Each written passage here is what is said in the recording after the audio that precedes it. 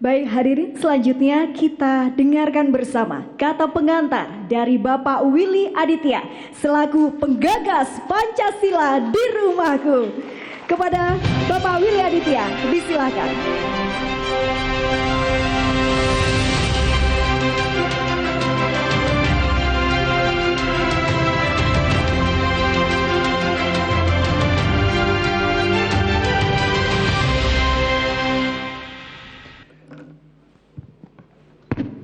Assalamualaikum warahmatullahi wabarakatuh.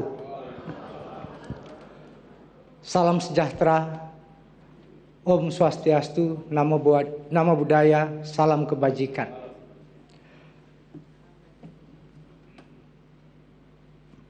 Yang saya hormati Ketua Umum Partai Nasdem, Bangda, Bapak Guru yang selama ini membimbing saya, membesarkan saya dalam pikiran-pikiran dan tindakannya, suatu kehormatan bagi saya dan kawan-kawan di sini. Abang bisa hadir di tengah-tengah kami. Sekali lagi kita berikan plus kepada Ketua Umum kita, Bapak Surya Paloh. Ibu Wakil Ketua MPR, Ibu Lestari Murdijat, yang selama ini ngomong kita tidak hanya di MPR, kita manggilnya Bu Dereri. Makasih sekali bisa berkolaborasi untuk acara hari ini. Kakak-kakak yang hadir baik dari DPR, Kakak Rahmat Gobel, Kakak Robert Roh, Kakak Victor Reskodat dan lain sebagainya. Tidak hanya dari fraksi Nasdem Ketua Umum Bu Dereri, ada dari fraksi Golkar, Gerindra dan lain sebagainya. Ada Bapak Hergun, Kak Mutia tadi, John Kennedy Aziz. Ini teman-teman luar biasa semua. Ini sebuah kehormatan bagi saya. Para tamu undangan, Bung Erlangga pribadi yang sudah terlibat cukup awal, Pak Sukidi, terima kasih. Para peserta yang sempat hadir, yang pemenang lomba, terima kasih. Ini sebuah kerjasama yang sangat luar biasa. Tentu puji dan syukur saya panjatkan kepada Tuhan Allah yang Maha Berkuasa, yang telah memberikan kita semua akal budi untuk terus bisa bekerja, berkarya, bagaimana membangun sebuah peradaban yang memanusiakan manusia. Ibu, bapak, kakak-kakak semua tamu undangan, hari ini dengan segala hormat sebenarnya bukan hanya launching buku. Buku ini hanya sebagai salah satu instrumen saja. Buku hanya adalah salah satu instrumen. Tapi yang ingin kami launching adalah Pancasila di Rumahku. Sebagai sebuah gerakan, sebagai sebuah ikhtiar metodologis dan kerangka aksi. Itu yang paling penting. Kenapa sebuah pendekatan metodologis? Kebetulan saya pernah belajar tentang ideologi. Ideologi memiliki 3 elemen penting. Yang pertama adalah viewpoint, yang kedua adalah standpoint, dan yang ketiga adalah metode. Tidak ada yang meragukan Pancasila dalam kerangka viewpoint dan standpoint, tetapi metodologinya. Tadi Ibu Dereri bercerita tentang bagaimana di zaman Orde Lama ada TUBAPI, 7 bahan pokok indoktrinasi. Bahkan yang paling ekstrim di zaman Orde Lama itu ada kursus singkat Pancasila namanya, seperti kultum. Ketemu di jalan diberhentikan, apa isinya TUBAPI, apa isinya Resopim, disebutkan satu persatu. Di zaman Orde Baru juga sama. Tadi disampaikan bahwasanya ada penataran P4, ada BP7 dan lain sebagainya. Semua pendekatannya adalah deduktif dan cenderung indoktrinasi. Nah, sebagai aktivis yang kebetulan sekali saya skripsinya Filsafat Pemikiran Soekarno. Dan kemudian diasuh oleh seorang yang luar biasa yang hadir di sini, yaitu Bapak Surya Paloh. Saya diajarkan untuk berpikir out of the box. Saya diajarkan untuk bertindak out of the box. Tidak biasa-biasa saja. Nah, maka kemudian ketika menjadi anggota MPR diberikan fasilitas 54 juta rupiah sekali sosialisasi. Gitu Bu De ya. Maka kemudian saya berpikir, ini masa saya mau sosialisasi? Saya kemudian ketua umum, kawan-kawan semua, kakak-kakak semua mengumpulkan kawan-kawan aktivis. Tidak ada perubahan yang bisa dilakukan sendiri. Dan saya bersyukur bersama saya di tim Bumi Pancasila hari ini mereka luar biasa. Saya minta berdiri. Mana? Bung Muhammad Taufik mana? Silakan.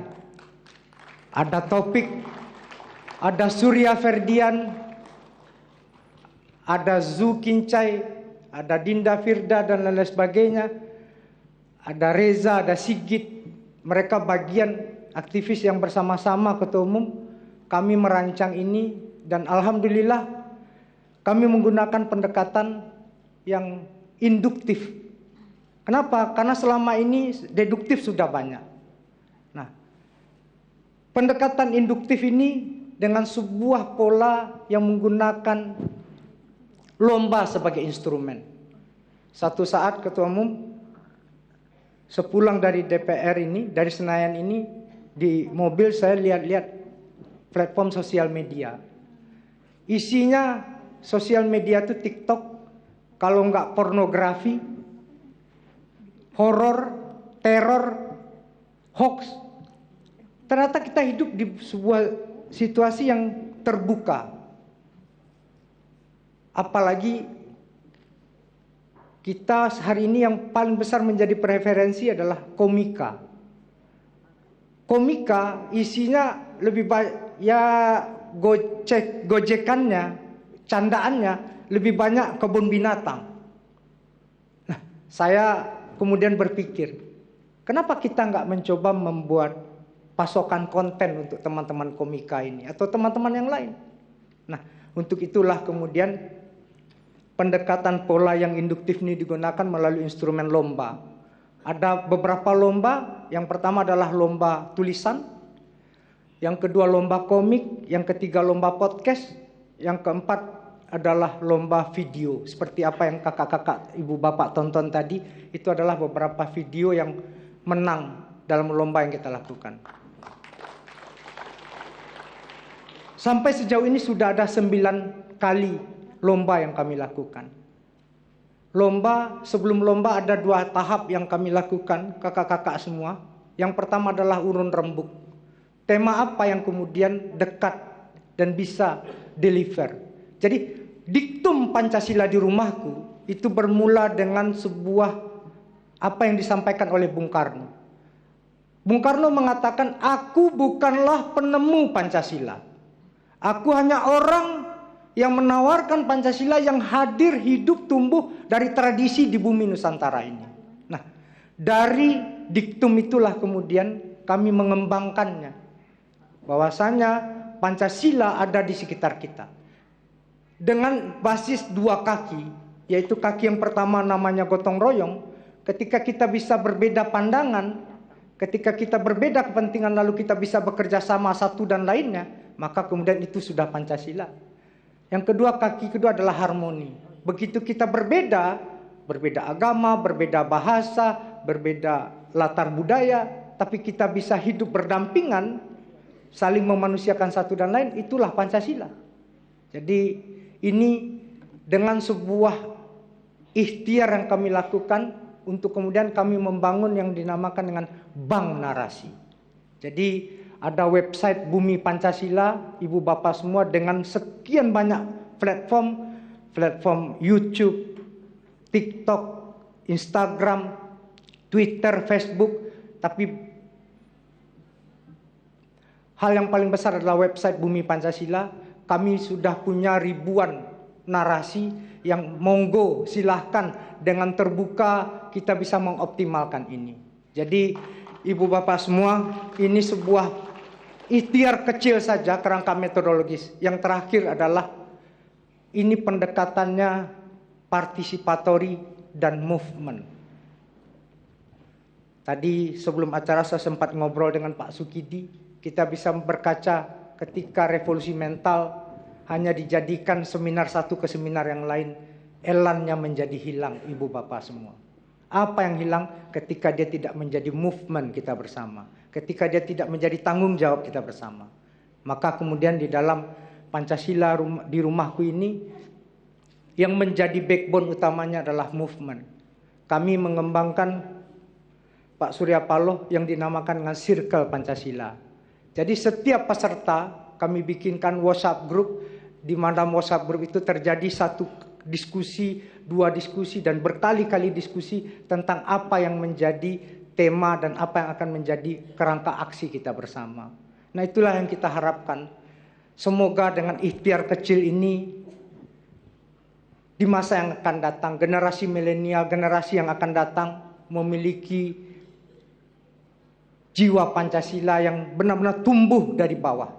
Bukan Pancasila yang hanya didiktekan seperti apa orang-orang selalu mengklaim. Dan ini pesan terakhir, Pak Surya pernah mengatakan kepada kita semua, banyak orang mengklaim Pancasila, tapi jangan-jangan yang mengklaim itu tidak Pancasilais. Sama seperti ketika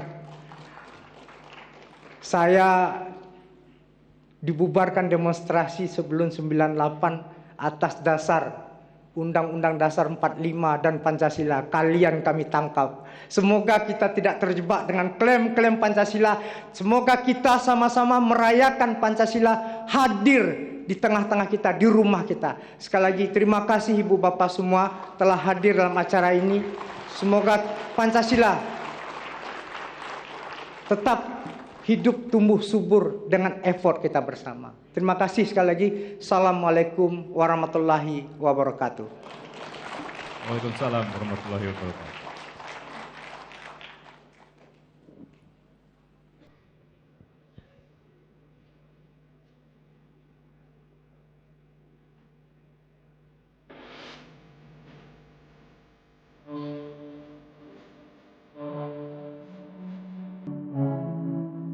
Pada zaman itu, guru memberi hukuman apapun selama tidak melampaui batas dianggap hal biasa oleh orang tua. Karena hampir semua orang tua sudah memaklumi peraturan sekolah. Saking seringnya kami melanggar peraturan dan sering membuat beberapa guru geram karena kelakuan kami. Hingga kami dijuluki sebagai geng semprol. Saya itu salah apa sama kalian? Pagi itu ngajar kalian susah. Rumah saya jauh. Beli nasi bungkus, kok dimakan. Senakal-nakalnya kalian, jangan sampai kalian ngelamak sama orang tua dan guru. Terima kasih atas nasihat yang begitu melekat dan bermanfaat, Pak. Semoga Allah menerima semua amal baik Bapak. Saya bersaksi bahwa Bapak adalah orang yang baik. Dia juga nggak takut berteman dengan beragam orang. Walau dari berbagai suku, ras, agama, dan budaya, tetap bisa akur. Kak, kok nggak curiga gitu sih? Teman kakak ada yang kelihatan serem. Lah, jangan gitu deh. Mungkin karena perbedaan kebudayaan, kamu melihatnya beda. Tapi kita harus tetap menghormati dan gak boleh membeda-bedakan orang. Selain itu, kalau ada masalah juga lebih mengutamakan musyawarah demi kepentingan umum. Lah, masa ke situ lagi sih? Di sana kan bagus juga, Dek. Daripada ribut gak jelas, buat milih tempat berlibur, ayo kita musyawarah. Saya percaya, lewat dialog, hati anak-anak akan tumbuh lebih lembut dan santun untuk menghargai keberagaman di Indonesia.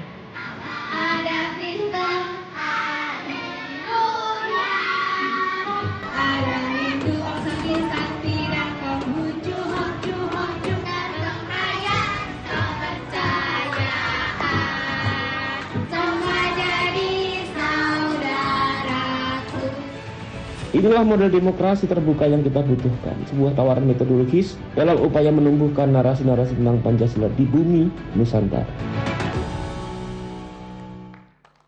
Jelajahi cara baru mendapatkan informasi. Download Metro TV Extend sekarang.